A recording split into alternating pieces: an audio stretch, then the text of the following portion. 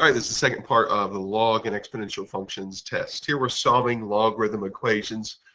There's no one way to solve these problems, but generally, if it's in log form, we can convert it to exponential form and solve this problem for x. So for instance, number 15, it's in log form, so I'm going to take 7, raise it to the x power, set it equal to whatever's left over, and you can either guess and check if it's a whole number answer. That will sometimes work. The other way to do it is to take the log of both sides at this point. So we want to put a logarithm on the left and the right side of this problem. So we're going to take the log of 7 raised to the x and take the log of 2,401. Notice these are base 10 logarithms. And then we're going to do the third log property and move the exponent to the front of the logarithm. And this is going to become x times the log of 7 and set it equal to the log of 2,401.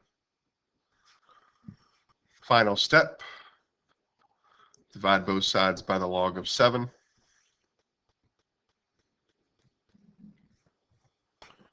And because it's a base 10 problem, those are the only ones we can type in the calculator, we can just type this straight into the calculator.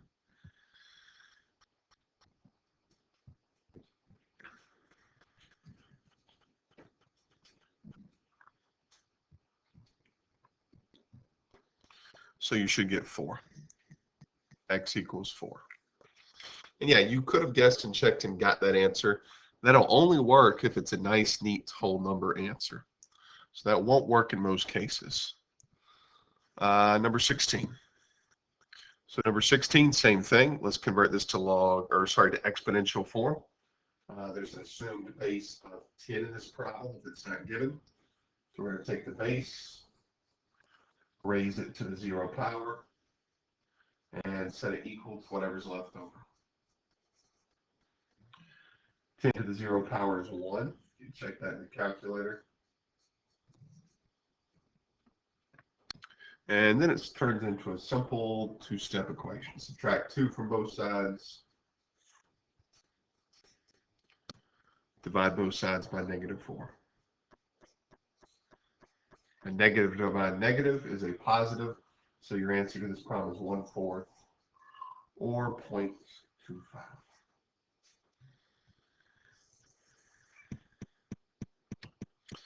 Number 17, again, it's in log form, so we want to convert to exponential form, but before we can do that, we need to get rid of the number out front for it to be truly in logarithm form. So to do that,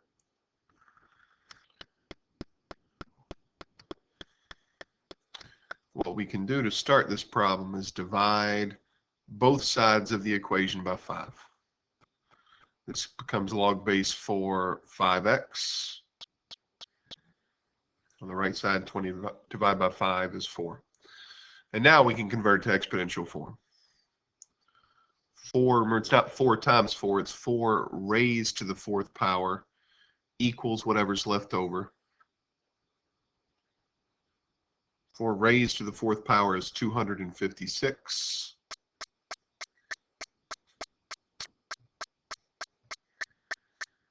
Divide both sides by 5. 256 over 5 is your answer.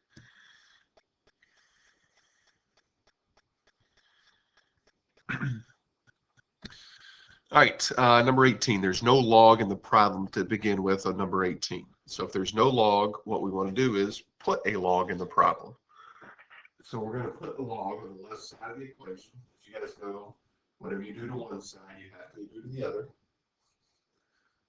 So we're going to multiply both sides by log base 10. Just like we did on number 1, we're going to move this exponent, x minus 3, to the front. So this becomes x minus 3 multiplied by log base 10 2 equals log base 10 40. And now it's just a two-step problem. Get x minus 3 by itself. I divide both sides by log 2, log base 10, 2.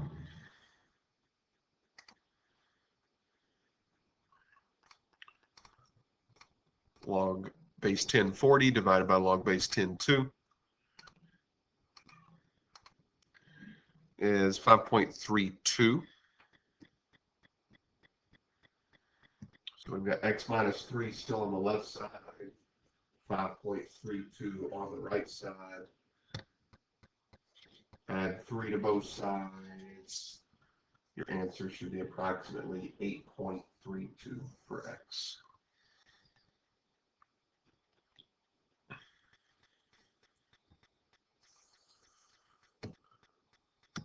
All right, 19 is the same boat. There's no log in the problem on number 19. So again, let's put a log in the problem.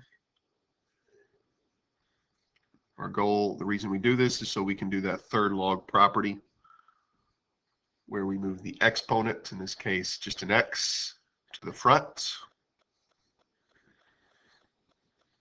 And then rather than guessing and checking, and really you can't guess and check on most of these because typically the answer is a messy decimal.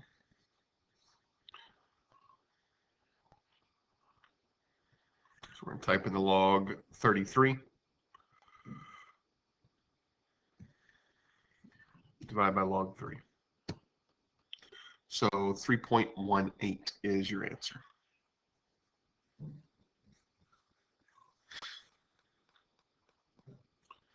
All right, 20. We don't have to worry about putting a log in this problem on number 20 because there's already 2 logs. Those are natural logs.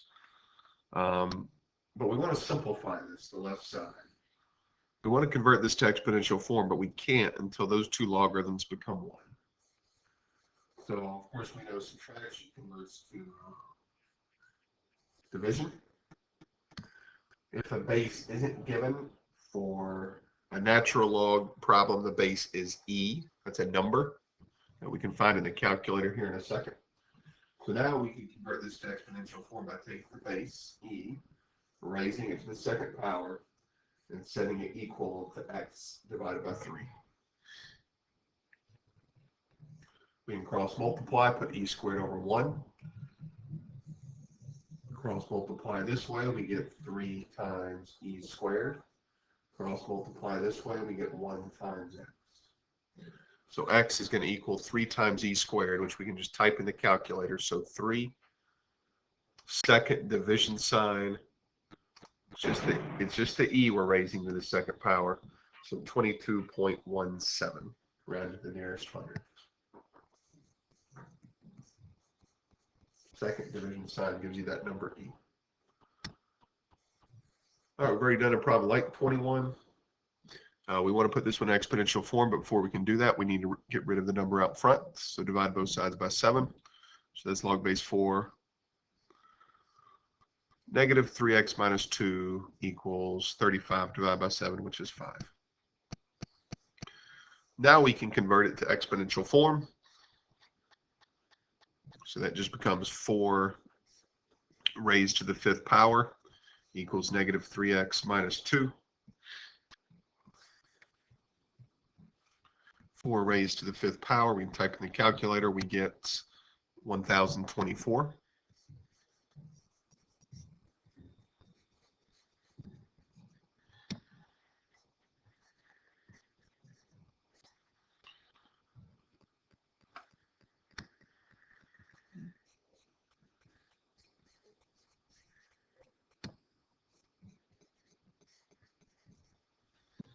And so our answer is 1026 divided by negative 3. So negative 342 is our answer to number 21.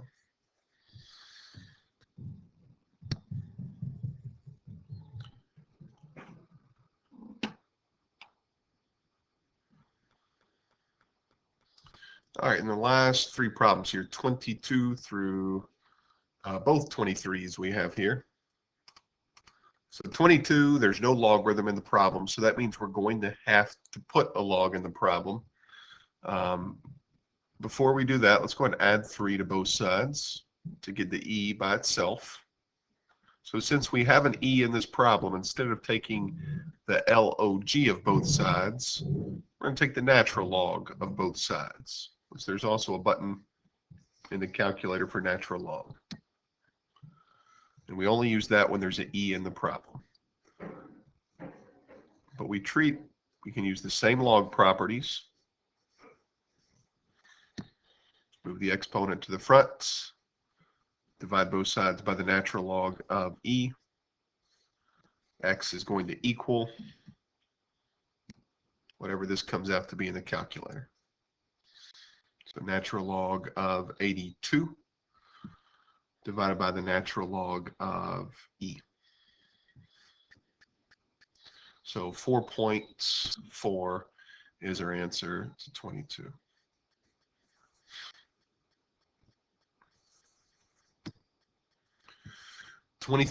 That's in log form, so we want to convert to exponential form. There's no number out front, so we don't have to worry about that step. They don't give us a base, so it's an log problem, so the base is 10. So we're going to take 10, raise it to the first power, set E equal to x minus 1. 10 to the first is just 10. Add 1 to both sides, x equals 11.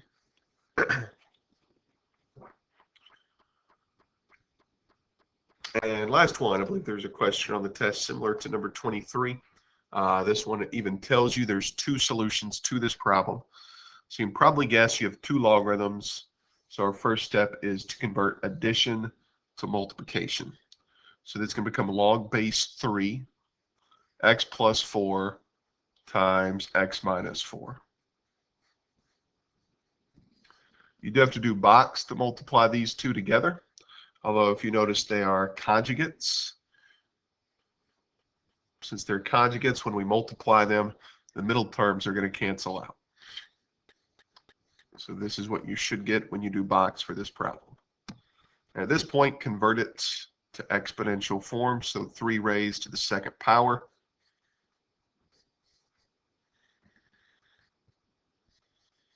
Three squared is 9. So when we add 16 to 9,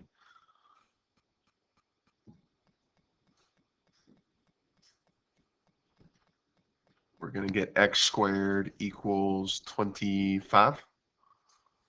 And our last step, when we take the square root of both sides, when we take the square root of 25, our answers are plus and minus 5. And the reason why it's plus and minus 5 is if we go back and plug these answers in for x, positive 5 squared gives you 25. And if you put negative 5 in parentheses and square it, it also gives you 25. So I actually get two answers from this problem. 5 and negative 5 are your answers.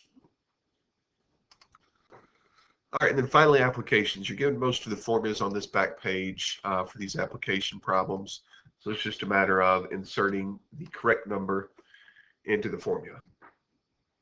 So this is the formula you need for growth and decay problems. Y equals A times B raised to the x power. A is the initial value population in the problem. B is either the growth or decay factor, depending on the problem. X usually represents some sort of time unit in these problems. So number 24, there are 57 deer in a small forest.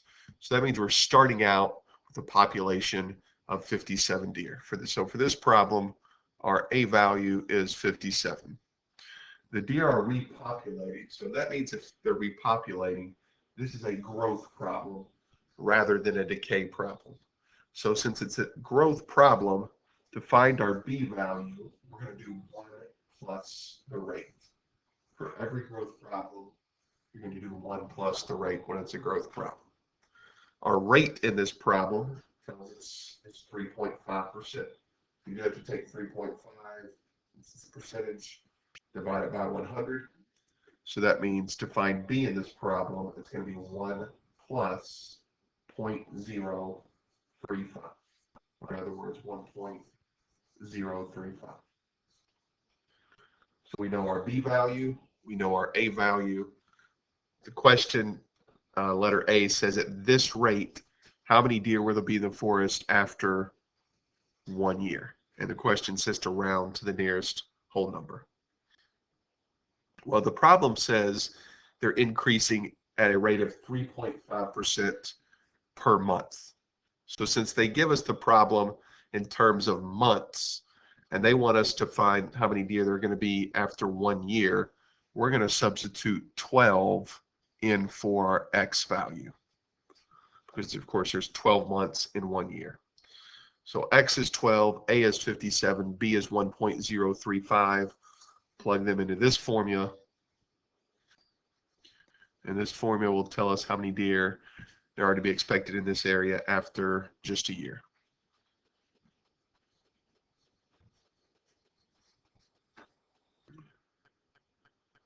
So you can see it should give you about 86 deer, should be your answer for this question.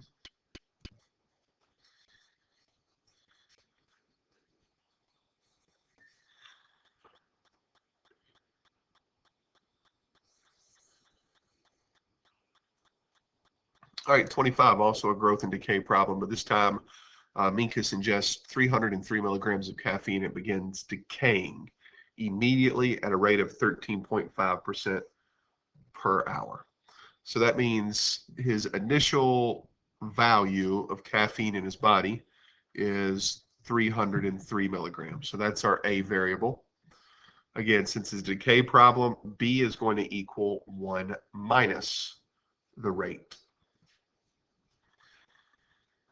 Our rate is 13.5%. 13.5 divided by 100 should be 0.135. So when we type in 1 minus 0.135, we get 0.865 for our B.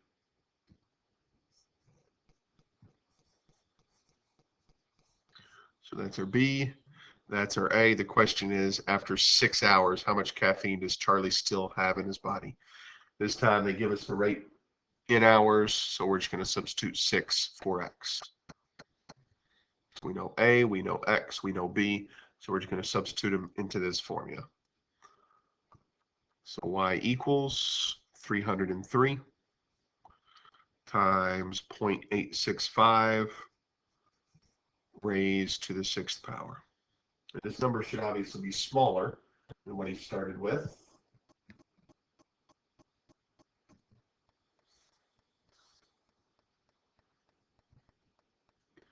So about 126.9 milligrams. It says round to the nearest whole number, so 127 milligrams.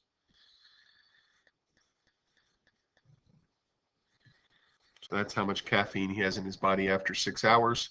After half a day, so half a day would be 12 hours. So the only difference for this problem is X is going to equal 12 instead of 6. So hit second enter and just change that 6 to a 12. And after 12 hours, again, that number should be getting smaller, 53 milligrams of coffee left in his body.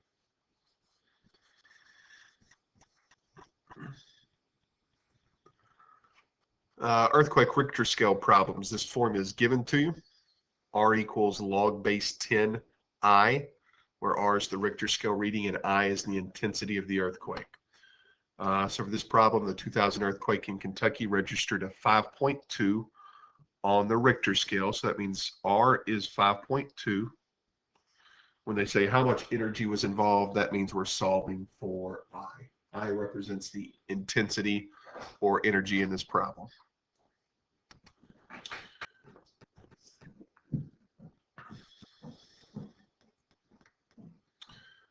So we're just going to simply substitute 5.2 for R and solve for I. It's a base 10 problem. So to solve it, we're going to convert to exponential form. So we're going to take 10, raise it to the 5.2 power. And that's going to be your answer for I. So our intensity is 158. Let me bring it back up. 489. And we actually, the label we use is tons of TNT energy. That one I'll probably let off if you leave off the label.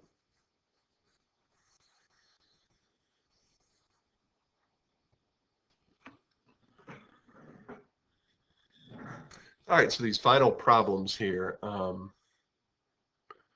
they give us the pH scale formula. So same thing. All these problems, they give us the H plus value.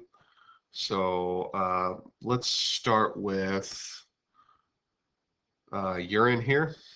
So we're going to set that fraction. That's our H plus value.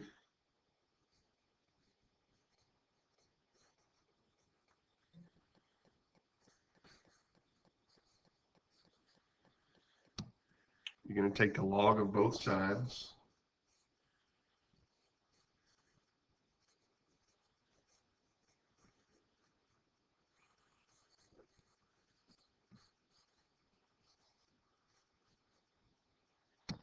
Move the exponent, in this case it's a negative pH, to the front.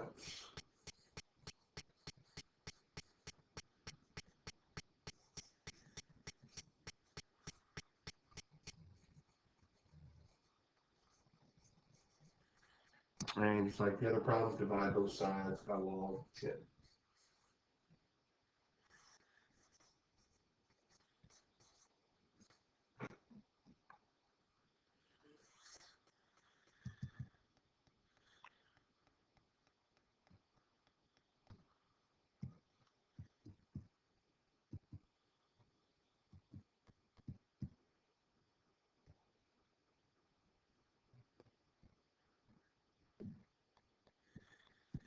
So you type that in, you get about a negative 6.5 on the pH scale. It's one thing we forgot to do was we forgot to divide by a negative, because there's a negative out front in front of the pH. So you get the pH by itself, you actually have to divide by a negative.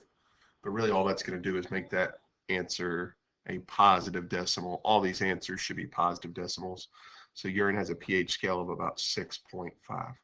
My video is about to cut off here. I'm about out of time, so I'll leave these last two for you. They're going to be solved the exact same way we solved this first problem. So plug these values in for H plus and just repeat this process. Good luck.